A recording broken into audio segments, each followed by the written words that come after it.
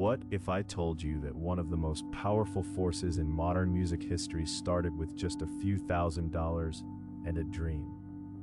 Atlantic Records isn't just a label.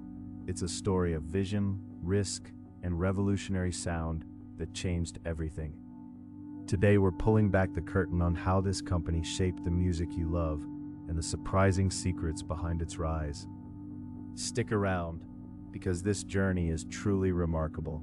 In 1947, a Turkish immigrant named Ahmet Ertegun founded Atlantic Records with borrowed money and boundless passion. Alongside partner Herb Abramson, he set up shop in a modest New York office that doubled as a recording studio at night. They had no massive backing, no guarantees, just an unshakable love for music. This scrappy start would become the foundation of an empire, proving that great things often begin from the humblest possible places. Ahmet Ertegun wasn't chasing money first. He was chasing feeling. As the son of a Turkish ambassador, he grew up surrounded by jazz and blues records, developing an ear for authentic American music that others overlooked. This deep, genuine passion became Atlantic's secret weapon. While competitors focused purely on profits, Ertegun sought out artists with real soul. That commitment to substance over surface would define the label's identity for decades to come. In its early years, Atlantic became a champion of rhythm and blues, a genre many major labels dismissed. Ertegun understood something profound.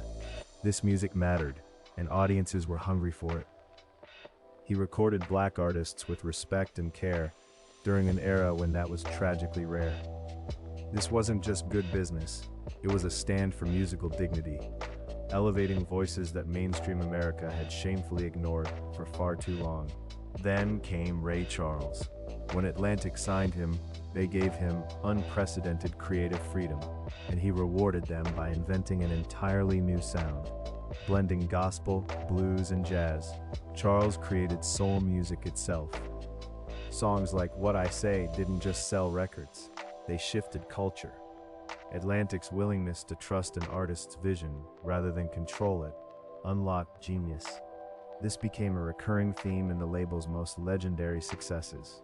Here's a secret the industry rarely admits. Atlantic's greatest skill was listening. Ertegun and his team spent countless hours in clubs, churches, and street corners, hearing music where others heard only noise. They understood that talent doesn't announce itself in boardrooms. It lives in the raw, unpolished corners of real life. This dedication to discovery, to truly paying attention, gave Atlantic an edge that no marketing budget could ever buy. In 1953, producer Jerry Wexler joined Atlantic and became a driving creative force. It was actually Wexler who coined the term rhythm and blues while working as a journalist. His production instincts were extraordinary, helping shape the sound of countless hits. Together with Ertegun, he formed a partnership built on mutual respect and shared vision. Their collaboration proved that behind every great label stands a team of passionate believers. When Aretha Franklin arrived at Atlantic in 1966, she'd struggled to find her voice elsewhere. Wexler brought her to Muscle Shoals, surrounded her with the right musicians, and simply let her be herself. The result? Respect, a song that became an anthem for generations. Atlantic didn't manufacture Aretha's greatness, they liberated it. This is the label's true genius, creating environments where extraordinary talent could finally, fully bloom without restriction. Through the 1960s, Atlantic became synonymous with soul. Wilson Pickett, Sam and Dave, Otis Redding, and Percy Sledge all found homes there. The label built partnerships with legendary studios like Stax in Memphis, creating a golden pipeline of unforgettable music. This wasn't accidental. It was the fruit of relationships, trust, and genuine cultural investment. Atlantic understood that music is built on community, and they nurtured that community with remarkable devotion and heart. Now, for the part they don't always highlight, Atlantic was also a shrewd business operation. Ertegun understood contracts, publishing rights, and distribution in ways many artists didn't. While the label championed creativity, it also protected its commercial interests carefully. This dual nature, part artistic sanctuary and part savvy enterprise, is the real secret of longevity. Passion alone doesn't survive decades. It takes brilliant business minds working quietly behind those beautiful sounds. As tastes shifted, Atlantic proved remarkably adaptable. In the late 60s and 70s, they pivoted boldly into rock, signing Led Zeppelin, Cream, and Crosby, Stills, and Nash. This willingness to evolve, rather than cling to past glories, kept Atlantic relevant across generations. Many labels rise and fall with a single trend. Atlantic's leaders understood that survival meant embracing change while staying true to their core value, finding and championing genuinely great music. Signing Led Zeppelin was a massive gamble. The band demanded unusual creative control and a hefty advance for an unproven act. But Atlantic trusted the vision, and that trust paid off spectacularly. Zeppelin became one of the biggest rock acts in history. Once again, the label's willingness to bet on artistic freedom over cautious control created legendary results. This pattern reveals Atlantic's deepest belief: empower the artist, and greatness will follow. In 1967, Atlantic was sold to Warner Bros. For around $17 million, a fortune at the time. This merger gave the label enormous resources and global reach. Some feared corporate ownership would crush its independent spirit, yet Atlantic largely retained its identity, continuing to sign groundbreaking artists. This transition marks a crucial industry lesson. Growth and integrity can coexist, but only when leaders fiercely protect the culture that made them special. One thing that set Atlantic apart was how they treated their artists as family. Erdogan famously maintained personal friendships with musicians, showing up at their homes, their shows, their lives. In an industry often defined by cold transactions, this warmth built fierce loyalty. Artists stayed because they felt genuinely valued. This human touch, this refusal to treat music as mere product, remains one of Atlantic's most powerful and underappreciated legacies today. The 80s and 90s brought new challenges and new triumphs. Atlantic navigated the rise of hip-hop, pop, and alternative music with characteristic flexibility.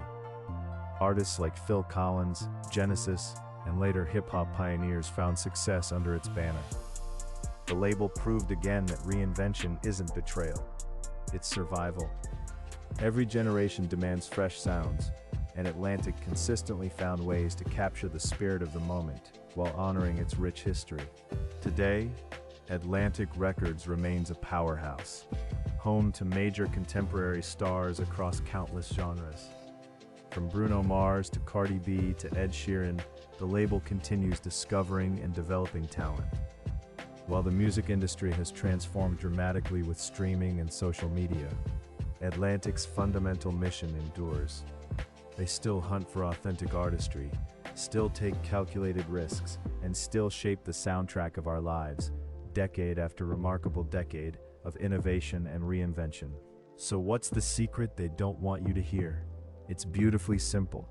Atlantic's success came from balancing genuine artistic passion with sharp business intelligence. Neither alone would have worked. The romance of music discovery meets the discipline of smart deals. Many assume the industry is purely about money or purely about art. The truth is far richer. Lasting success lives in the delicate, difficult balance between heart and strategy combined together. There's a powerful lesson here for anyone chasing a dream. Atlantic teaches us that passion without practicality fades fast, but practicality without passion feels empty. The greatest achievements come from marrying what you love with how the world actually works. Whether you're a musician, entrepreneur, or artist of any kind, remember this: protect your creative soul fiercely, but also learn the business that carries your dreams into the wider world successfully. Above all, Atlantic's story is about trust. Trust in artists, trust in instinct, trust in the power of authentic music to move people. Ahmet Ertegun once said, "The music business is about the music first, everything else second."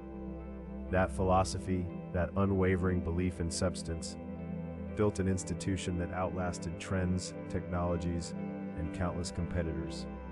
Trust, it turns out, may be the most valuable currency in any creative endeavor imaginable. So the next time you hear an Atlantic record, remember the incredible journey behind it. From a tiny New York office to a global empire, it was built on passion, courage, and belief in human creativity. The real secret was never hidden greed. It was genuine love for music, backed by brilliant vision. If this story inspired you, share it, subscribe, and keep chasing your own remarkable dreams.